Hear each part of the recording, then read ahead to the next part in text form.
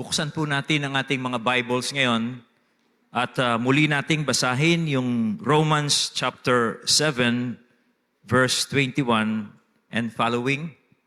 Romans chapter 7 po, verse 21 at sa mga susunod na talata. Muli ko po kayong hihilingang tumayo sa pagbasa po natin ng salita ng Diyos. Sabi po sa ESV, "So I find it to be a law that when I want to do right, evil lies close at hand.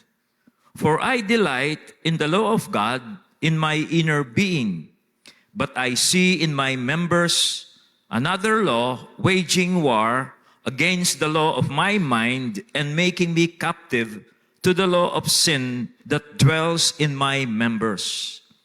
Wretched man that I am, who will deliver me from this body of death? Thanks be to God through Jesus Christ our Lord. So then, I myself serve the law of God with my mind, but with my flesh, I serve the law of sin." Ito po ang salita ng Diyos at makakaupo na po kayo mga kapatid. Ako po ay natutuwa sa pagbasa po ni Sister Joanne dun sa Psalm 19. At kasi maraming mga sinabi doon na si Haring David na sumulat po ng awit na yon ay nagpapasalamat sa Diyos dahil sinusuway siya ng Panginoon sa mga kasalanan at pagkakamaling minsan sabi niya, hindi ko alam.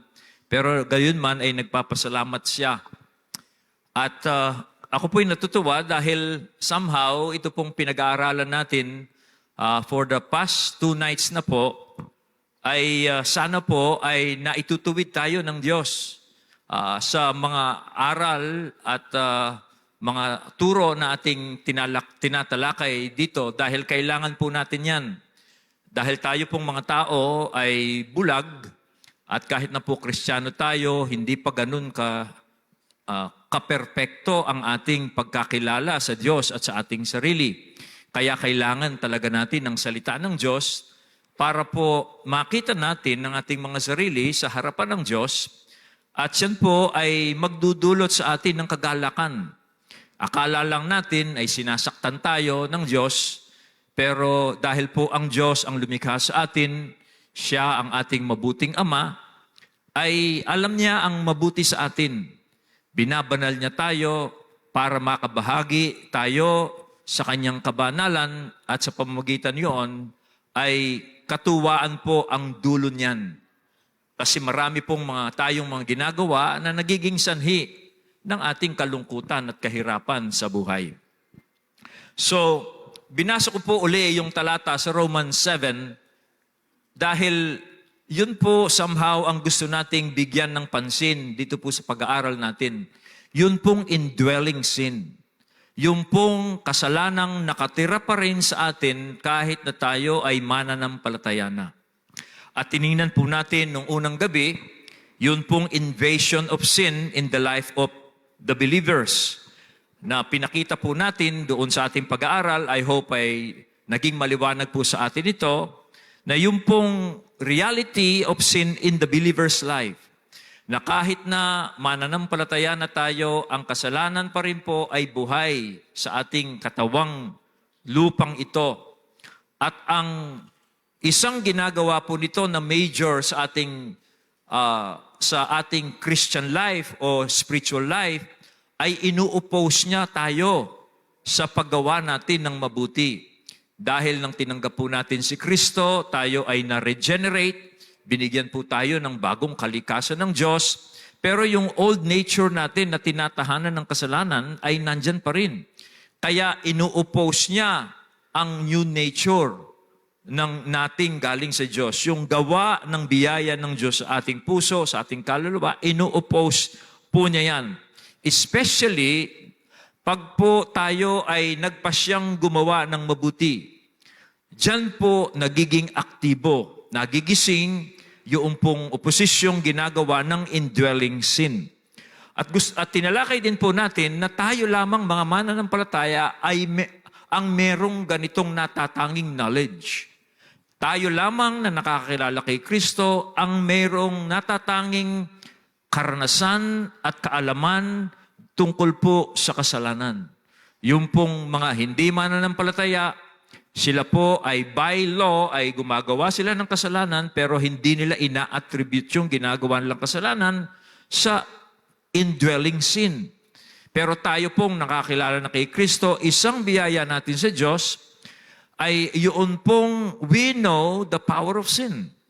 Nararamdaman natin ito, pinalaya tayo ng Diyos doon, at kaya po it is for our advantage bilang mga Kristiyano na alam natin there is such a thing as an indwelling sin. It is to our advantage because it will give us a knowledge that will give us victory over sin. No? Kanya po, wisdom sa atin, karunungan sa atin na malaman natin yan, na meron pong kasalanang naghahari sa atin. At the same time, dahil aware po tayo dyan, lalo tayong manghahawakan dun po sa grasya ni Kristo. Dun sa buhay ni Kristo na itinanim din po ng Diyos sa atin by the Holy Spirit. Kasi kung hindi po natin alam yung pong indwelling sin, hindi po na tayo lalong magtitiwala, manghahawakan sa buhay ni Kristo na ating pong tinanggap through the Holy Spirit. Kanya, it is wisdom for us. It is an advantage for us na tayo binigyan ng ganitong kaalaman ng Diyos. Yun po yung first night. Last night po, tiningnan naman po natin yung pong isang gawa pa ng indwelling sin sa isang believer ay yung pong merong temptation pag ang isang believer ay hindi siya nag-ingat o hindi niya binantayan yung indwelling sin na yon na nasa sa kanya by the grace of God and by the Holy Spirit. Pag hindi po niya binantayan ng isang Kristiyano yan, there will be a gradual spiritual decline. Okay? Na posible pong mangyari sa isang Kristiyano. A gradual spiritual decline, unti-unting paghupa ng kanyang spiritual life pag hindi niya binantayan yung indwelling sin. Kaya tinalakay natin kagabi yung tests. Paano ba natin malalaman at mag-gauge yung extent ng decline ng ating Christian life? Tiningnan po natin yung tatlong test. Ano ang gagawin natin para masubukan natin yung ating sarili kung nagdi-decline na yung ating spiritual life because of unchecked indwelling sin. At tiningnan po natin yung tatlo kagabi, yun pong zeal for God. Titingnan natin yung bang aking sigasig sa Diyos ay ganun pa rin ba, ganong dati, o nababawasan na. Tiningnan din po natin yung ating kasiyahan sa pagsamba sa Diyos or delight in worship. Okay? Yung bang aking pagsamba sa Diyos ay nagdi-delight pa ba ako? Okay? Nasisiyahan pa ba ako sa aking pagsamba sa Diyos? So yung po ay tiningnan natin kagabi at saka po yung pangatlo, which is I believe, pinaka-importante dito sa tatlong ito, yung sensitivity natin to sin. Yung pagiging sensitibo natin sa kasalanan. Kasi ang totoo, the more a person is closer to God, the more he will be sensitive to sin. Pero pag ang isang Kristiyano po ay lumalayo na siya sa Diyos, na nababawasan yung kanyang sensitivity sa sin. So yun po ay tinignan natin kagabi, and at the same time, to balance that, ay pinakita ko rin po sa inyo yung mga provision ng Diyos para po malabanan natin yung indwelling sin at masustain natin yung ating Christian life. Yun pong sources to God's greater power. Tingnan natin yung church. Yan po ay binigay sa atin ng Diyos. Tinignan natin yung mga utos ng Diyos, yung exhortation ng Diyos at yung mga pangako ng Diyos. And lastly, tingnan na natin yung indwelling Christ, yung life of Christ. Particularly the resurrection life of Christ na nakatira po sa atin ngayon by the Holy Spirit. At kung yun po ay ginagamit natin, dahil yan ang provision sa atin ng Diyos, we will be okay. We will be delivered from the gradual decline. At the same time, we will flourish as a Christian. Magpo-flourish po yung ating spiritual life dahil ang gusto po ng Diyos ay mag-flourish yan, lumago yan, hindi lamang po sa 5 taon, 10 taon, o hanggang sa makita po natin ang Panginoon ng mukhaan. Gusto ng Diyos yan.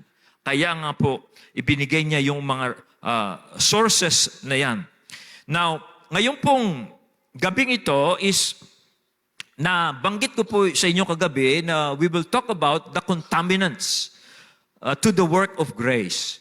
Dahil nga po, binigyan tayo ng Diyos ng mga resources para masustain natin ang spiritual life na binigay sa atin ng Diyos through the Holy Spirit by Jesus Christ, ay meron pong contaminants na kailangan nating bantayan yung ating sarili dahil ito rin po ay mag-oppose sa work of grace ng Diyos sa atin.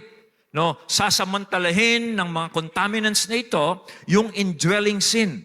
Okay, let me put this in perspective. Ganito po kasi yan.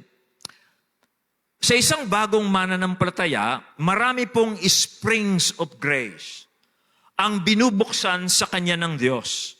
Springs of grace sa isang bagong mananampalataya. Nagbukas po ang Diyos ng maraming bukal ng biyaya na ito na magre-refresh po sa atin with the desires for God. Yung mga springs of grace na yan ay bibigyan pa tayo ng desire for God to grow in faith, to grow in love, to grow in holiness, to grow in fruitfulness and obedience. At yan po ay available sa atin by our faith in Jesus Christ. Mga springs of grace na available po at mararamdaman yan when you become a Christian. Pero pag ito pong mga springs of grace na ito ay nineglect natin, ito po ay magsisimulang magdidecay. Yung decaying process will set in. Pag itong springs of grace na ito ay inineglect natin. At meron pong mga contaminants na dapat maging aware tayo. Contaminants, yung bubang mga lason, sabihin nating mga nagpapadumi doon sa springs of grace na yon na kailangan nating bantayan. At yung mga contaminants na yan ay sasamantalahin niya yung indwelling sin in us. Para po, pag hindi natin yan binantayan, yung mga contaminants na yan, the process of decay will set in. At mangyayari po yung pinag-usapan natin kagabi, yung gradual spiritual decline. Kanya po ngayong gabing ito ay I want to teach you what are these contaminants that will mess up the work of God in a Christian's life. Ano po ba yung mga contaminants na ito? At bilang mga believers po, kailangan po tayong maging aware dito para maging tuloy-tuloy ang ating growth at yung ating fruitfulness. Ano po ba yung contaminants? 10 ito, bukas po ay ang 5, ngayon pong gabing ito ay 5 ulit. 5 muna, bukas ay 5. I hope I could just be brief tonight. Kagabi, tumagal yata ako. Pero anyway, ano po yung mga contaminants na dapat nating bantayan? Una, laziness and negligence on God's grace. Katamaran at pagsasawalang bahala sa grasya ng Diyos.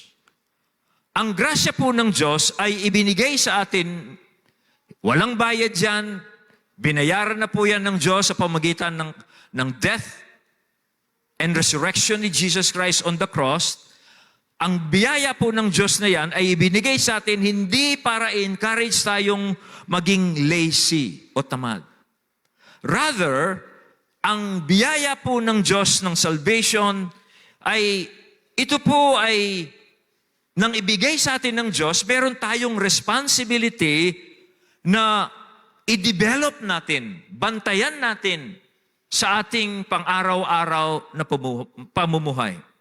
Sa wika po ni Apostle Paul sa Philippians 2, verse 12, ito ang sabi niya, nung sinulatan niya yung Philippians, ito ang sabi niya, "Therefore, my beloved, as you have always obeyed, so now, not only as in my presence, but much more in my absence, work out your own salvation with fear and trembling.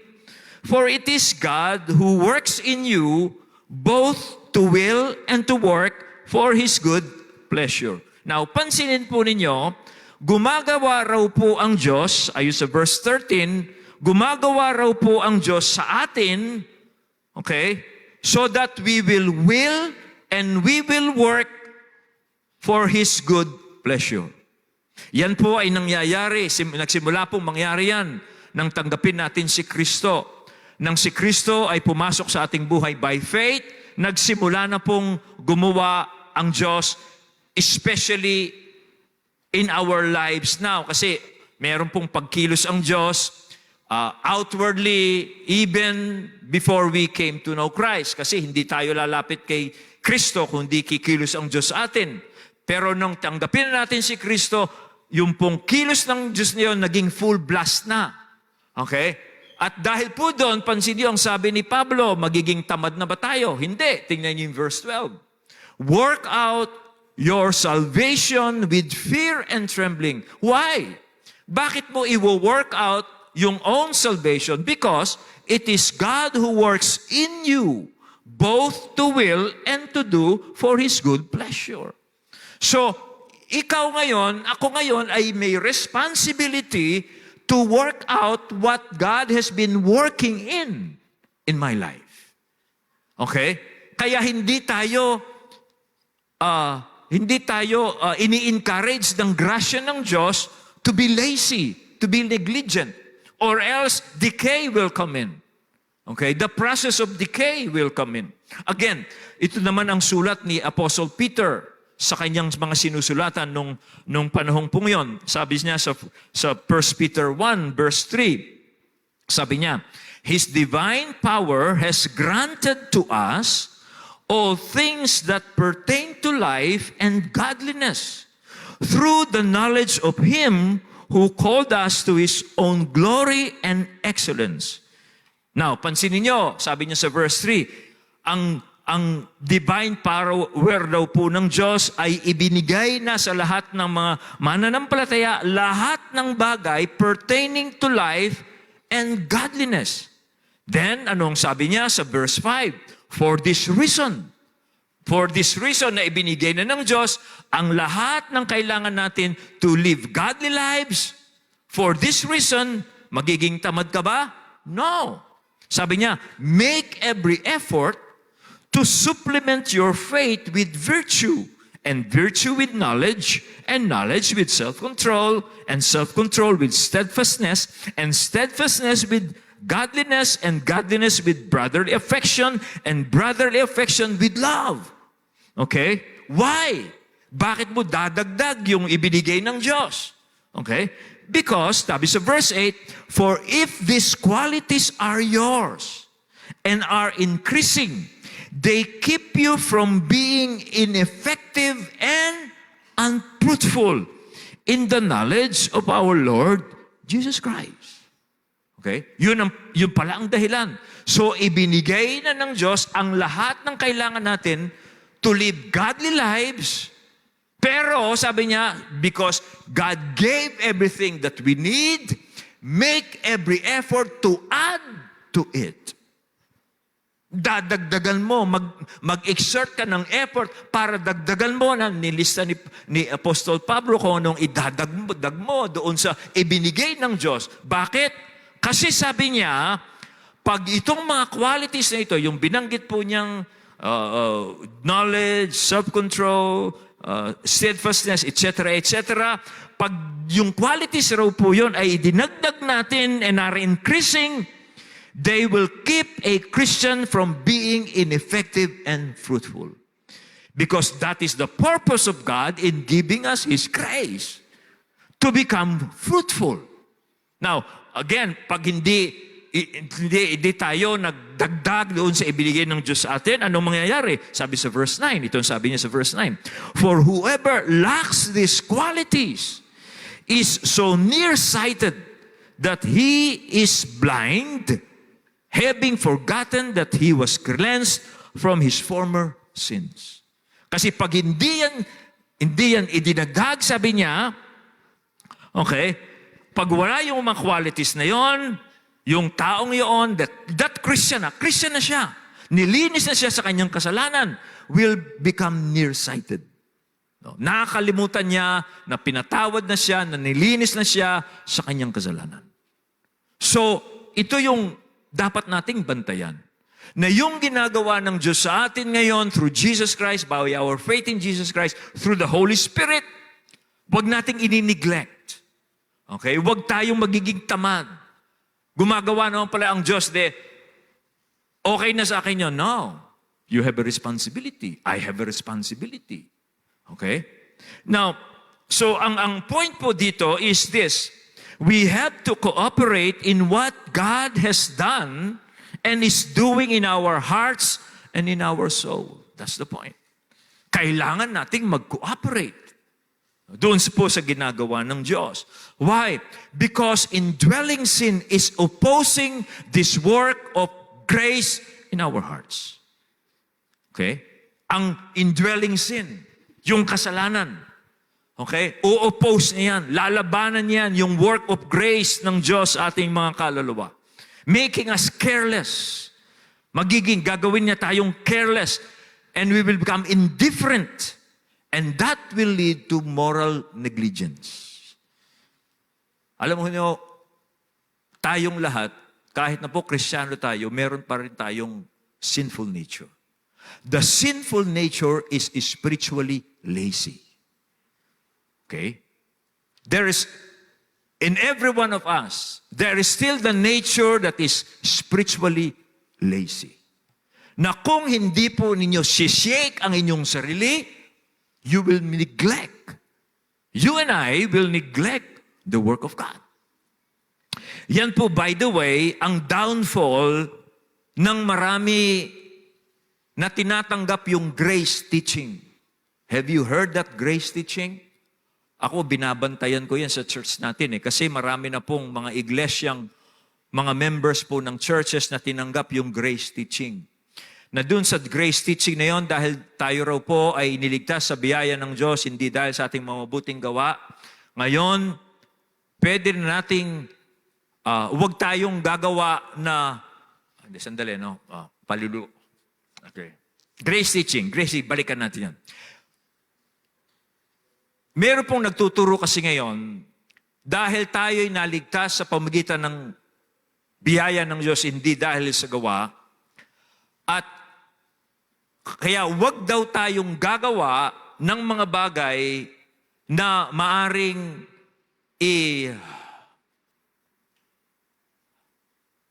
Bakit hindi ko maipaliwanag yan? Siguro hindi ko naintindihan, no? Ang grace teaching ganito, ang bottom line ganito.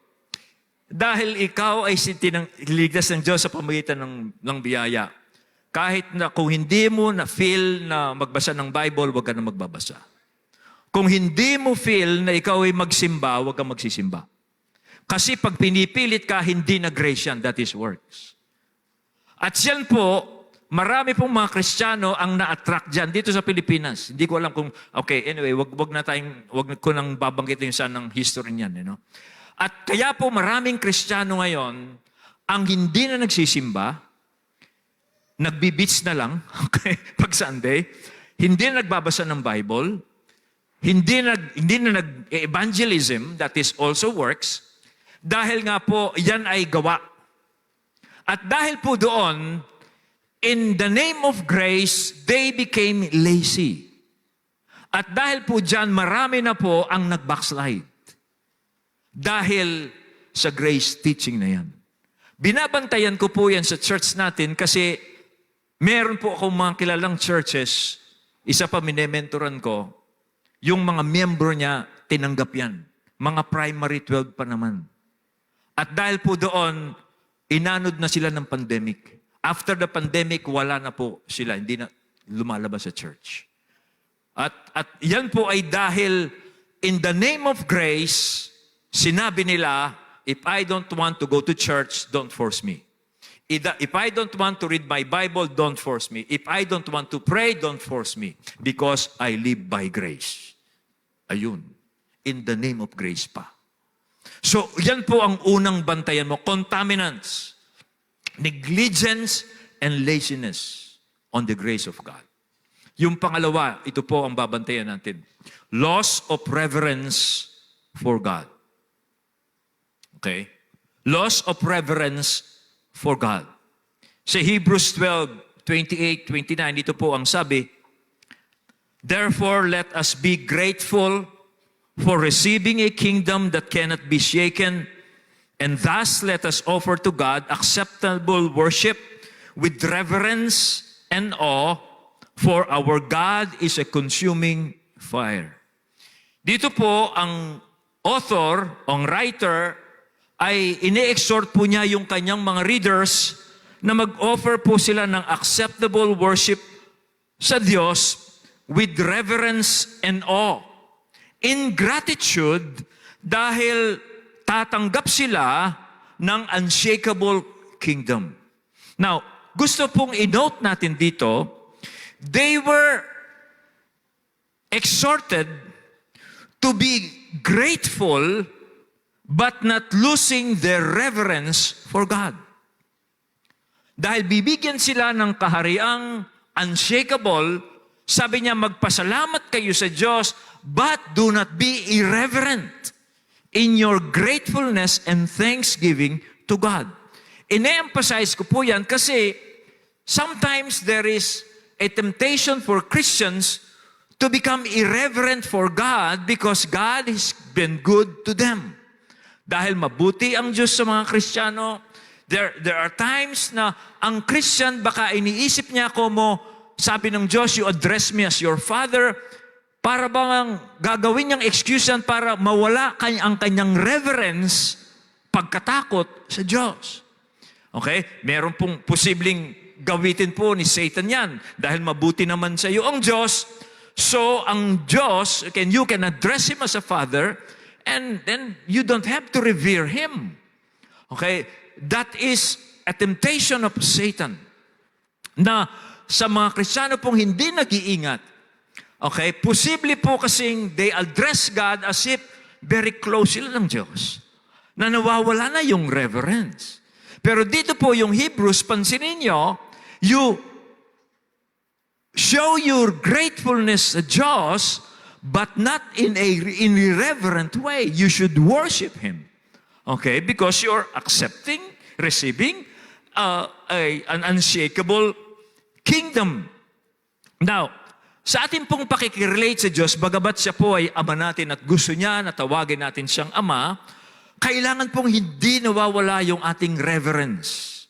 Yung pong pagkatakot natin sa Kanya, which shows our deep respect and reverence for God. The word respect is very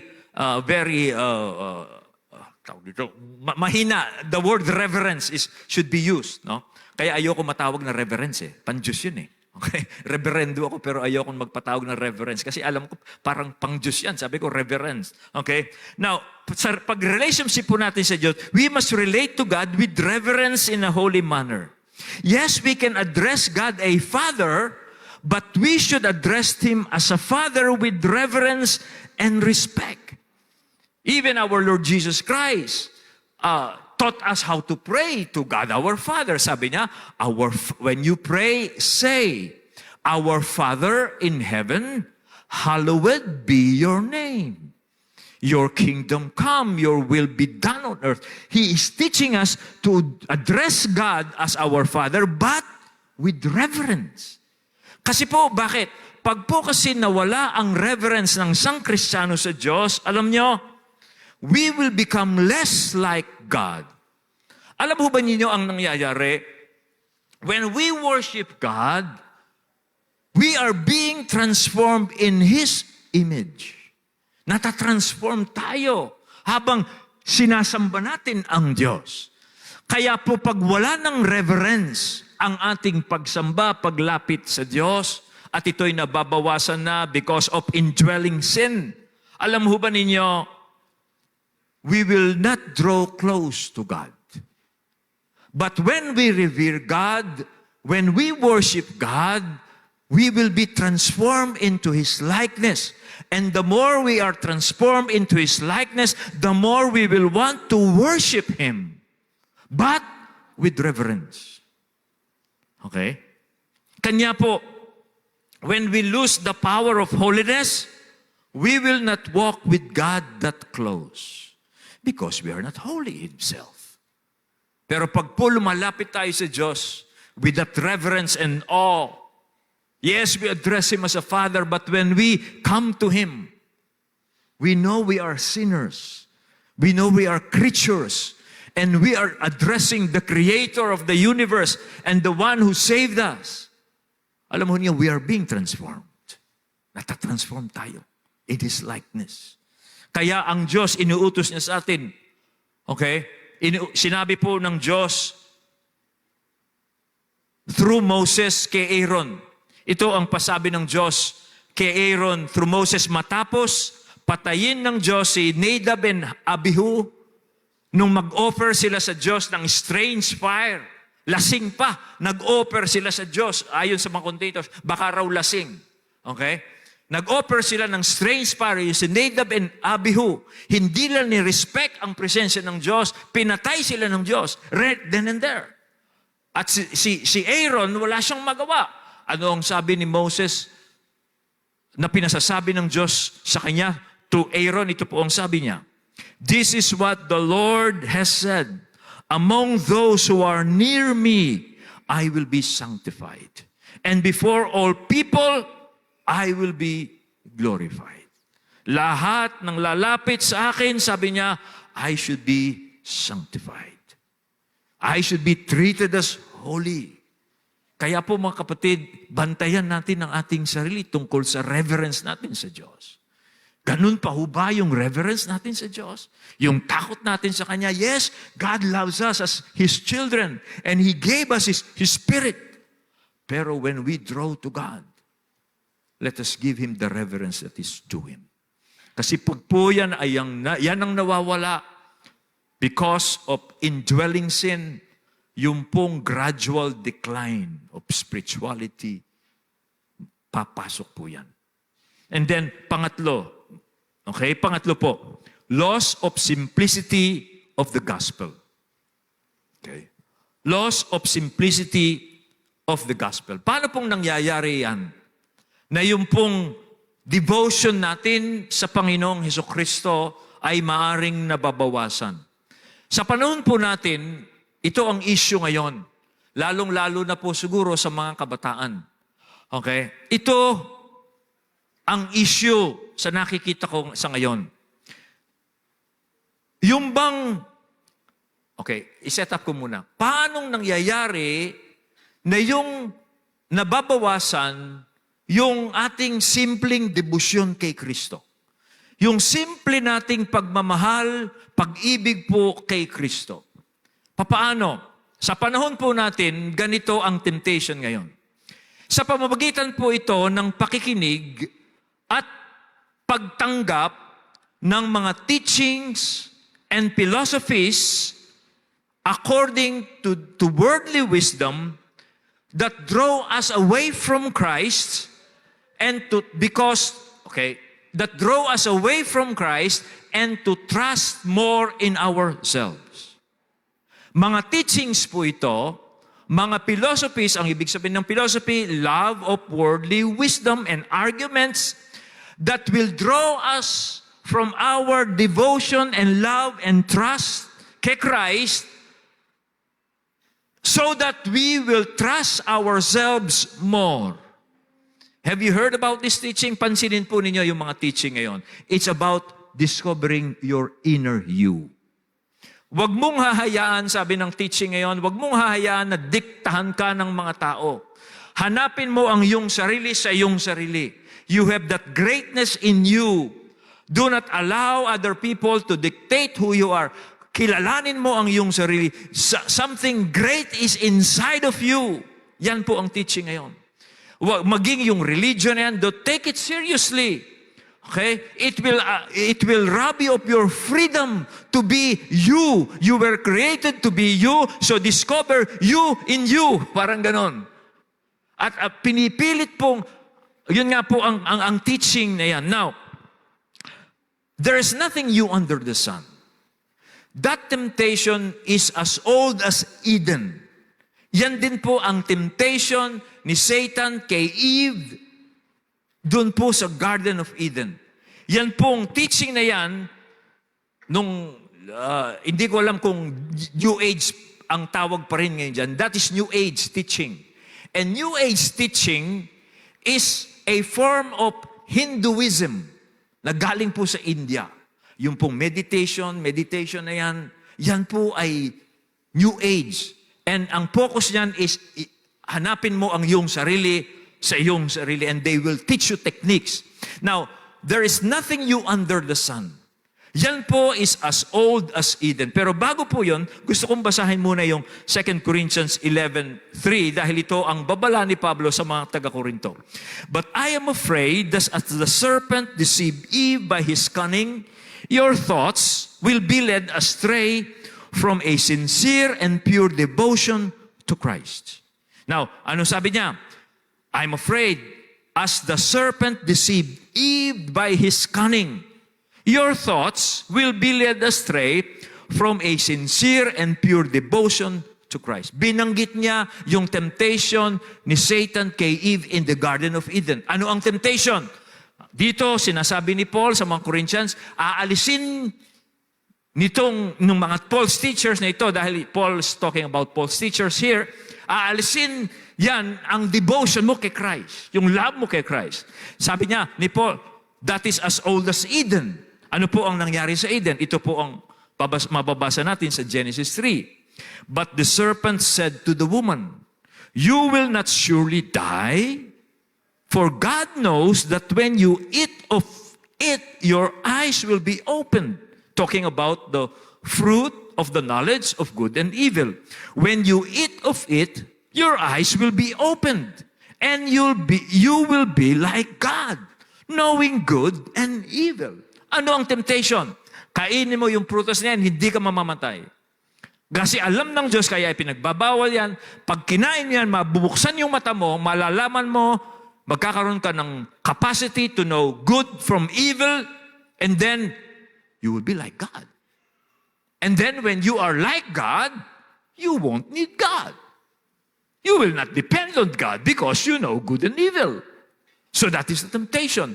So ano ang temptation? Ito pong sinasabi ko sa inyong form ngayon. Hanapin mo ang iyong sarili. Sa iyong sarili. Okay?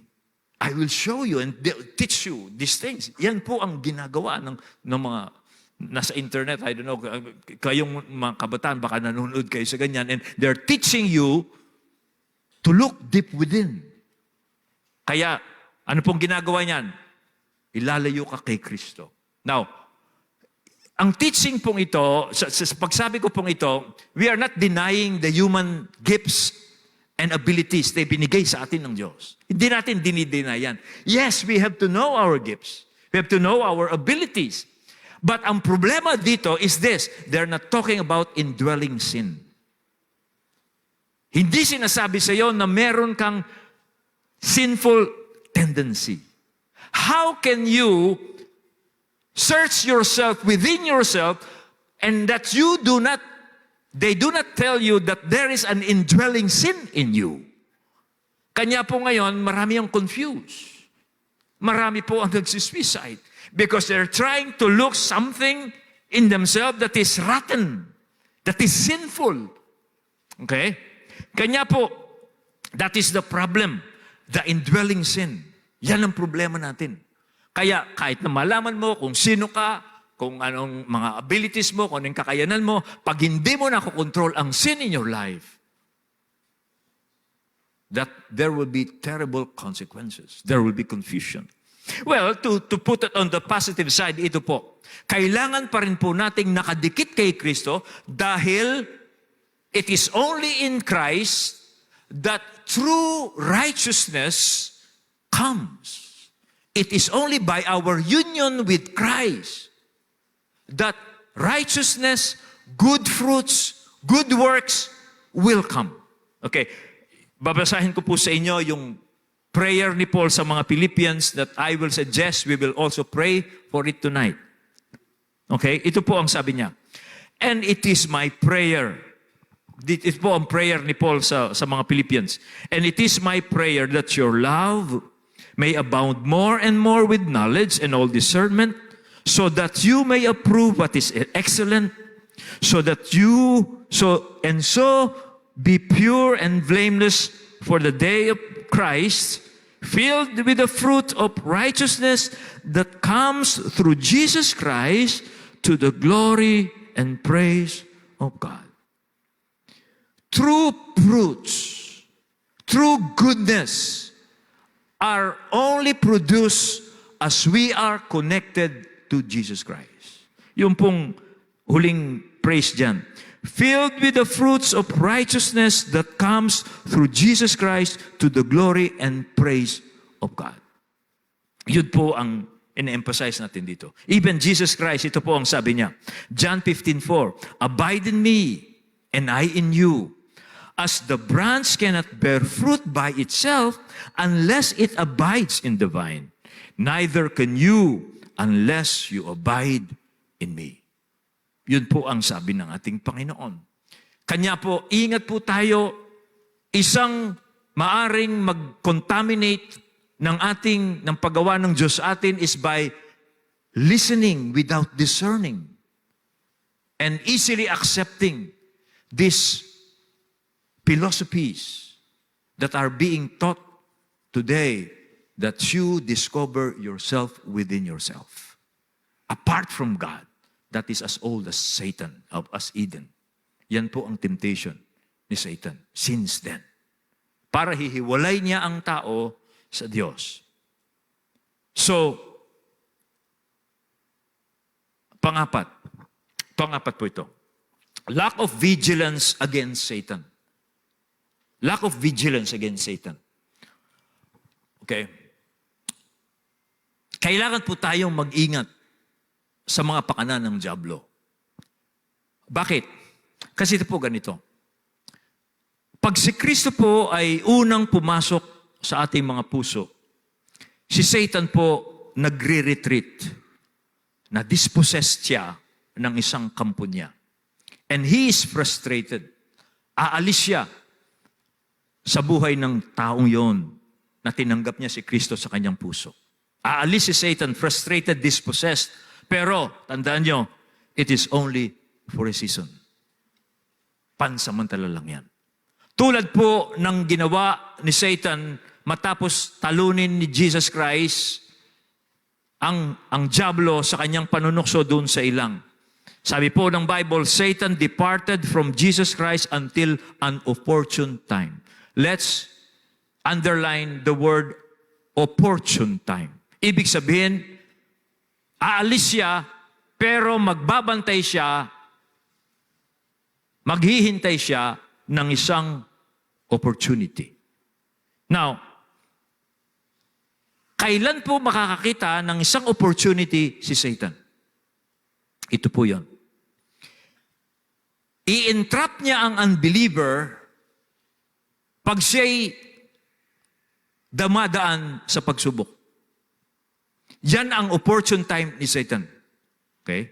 I-entrap po niya ang unbeliever with indwelling sin. Gagamitin niya yung indwelling sin, okay, pag dumadaan ang isang Kristiyano sa isang pagsubok.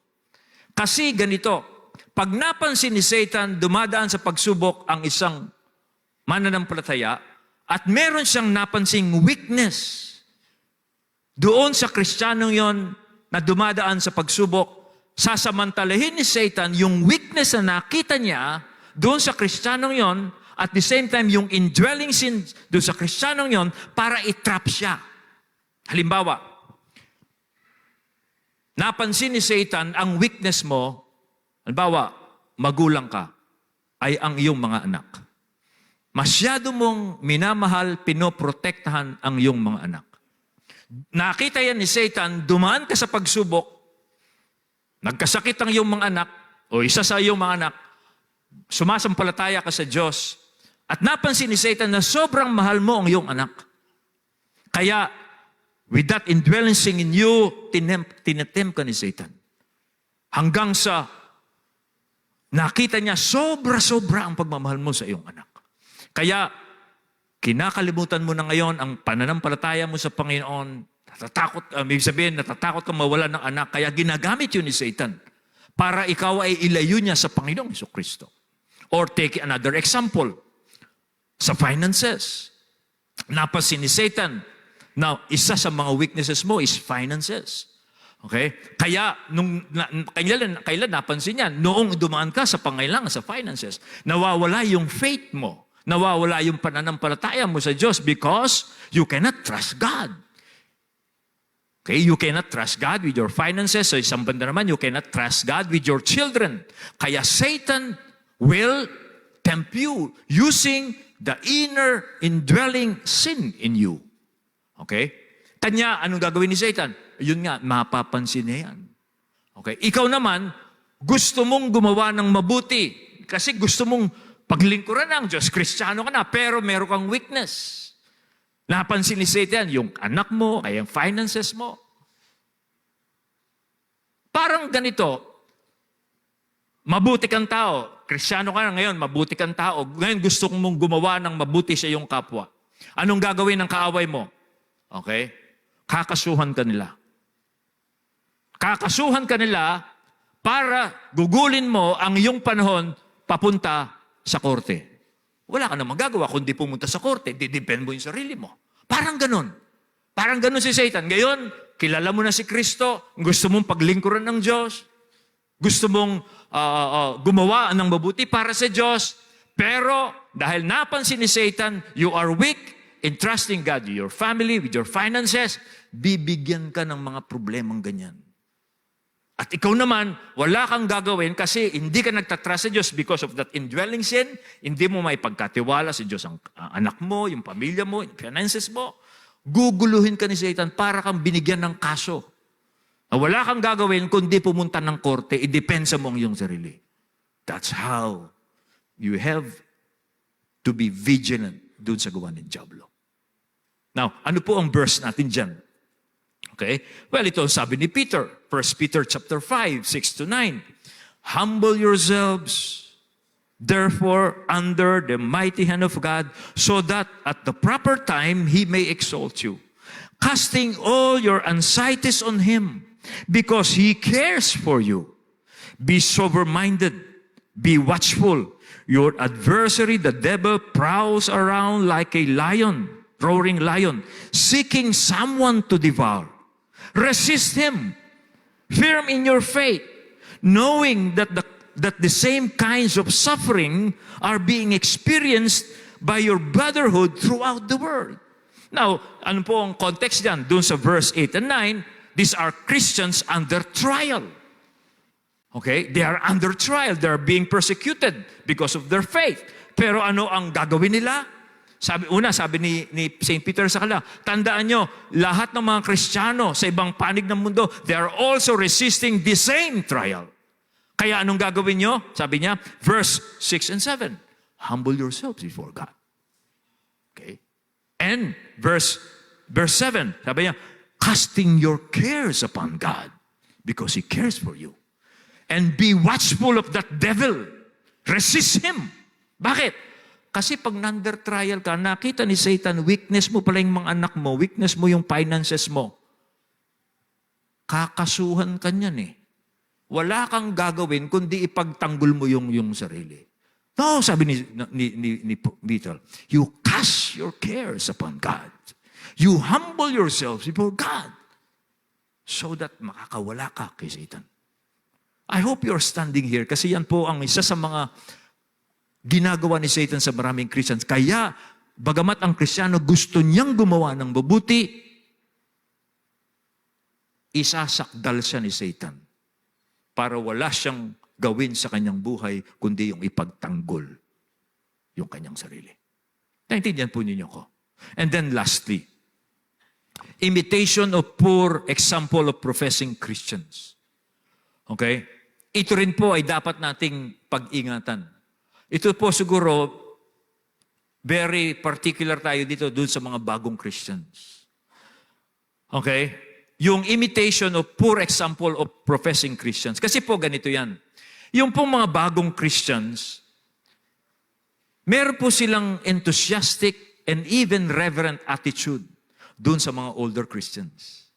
Ako, natatandaan ko nung bago akong Christian, napakataas ng aking tingin dun sa mga nauna sa akin. Okay? Minsan nga, idolo mo sila eh. Okay? Now, ang problema ito, pagkatapos ng ilang panahon, matutuklasan nila yung older Christian na yon is inconsistent. At there are times na nag-a-act siya crookedly. Yung bang hindi tama yung ginagawa niya. Parang hindi siya Kristiyano. In the long run, mapapansin ngayon yung bagong Christian na, sa isip niya, siguro normal yan. Yung gumawa ng kasalanan ganyan. Kaya isipin ng bagong Christian, dahil siguro normal ito, pwede ko rin gawin yun. Kahit na magkakasala ako, pwede pa rin akong lumago. Yun po ang ibig nating sabihin dyan. Okay? Yung pong poor example of professing Christians. Kanya po, dahil dyan, pag-ingatan po ito ng mga bago, kasi ito po ay contaminant ito sa growth in grace. Na pag ginagaya nyo yung poor example ng older Christians na iniisip nyo, normal lang yon, kaya pwede nyong gayahin yon, and thinking, I will still grow. Now, warning po yan, kasi ganito, marami pong professing Christians are spiritually sick. Okay? And they are wounded, they are defeated Christians. They are not worth imitating. Marami pong ganyan ng Kristiyano. They are sick and they are defeated. They are not worth imitating. Okay? So how do you discern? Paano mo i-discern kung sino ang gagayahin mo? Okay? Well, look at the Bible. Hebrews 13:7.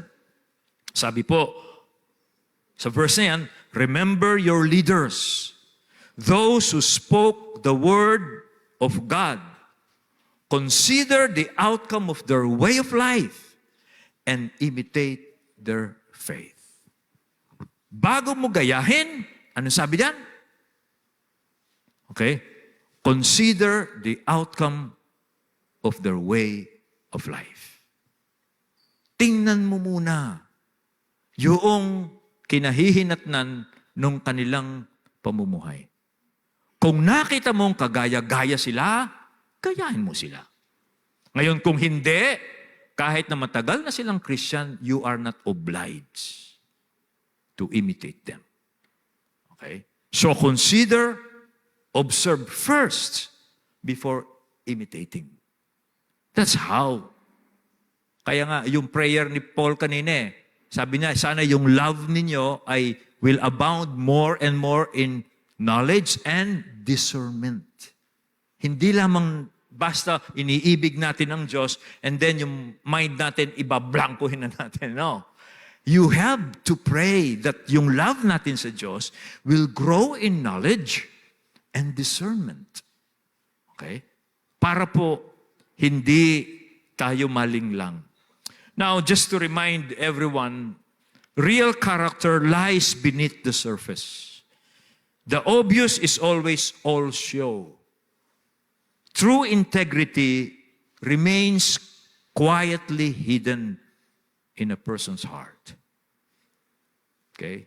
Kaya po kailangan mo ng manmanan ng maigi. Okay? Bago po gagayahin. So, these are the things, ngayon pong gabi ito, yung 5 ito. These are the things that we have to be aware. Ito pong 5 contaminants na ito. Can we name them? Okay, number 1, laziness and negligence of God's grace. Number 2, reverence for God, loss of reverence for God. Number 3, loss of simplicity of the gospel. Number 4, lack of vigilance against Satan. And then, number 5, imitation of poor example of professing Christians. May God give us grace. May God equip us by the Holy Spirit para po ingatan natin ang ating mga sarili sa mga bagay nito nang sa ganun po magtuloy-tuloy ang gawain ng Diyos sa ating pong mga buhay. Tayo pong lahat ay tumayo and let us pray.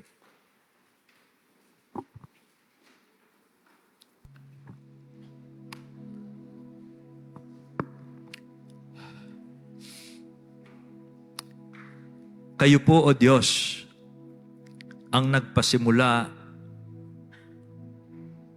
ng dakilang gawa sa aming mga puso't buhay. Biyaya ng kaligtasan, kapangyarihan ng Diyos, kapangyarihan ng banal na Diyos, ang siyang kumikilos sa aming mga puso hanggang sa oras na ito.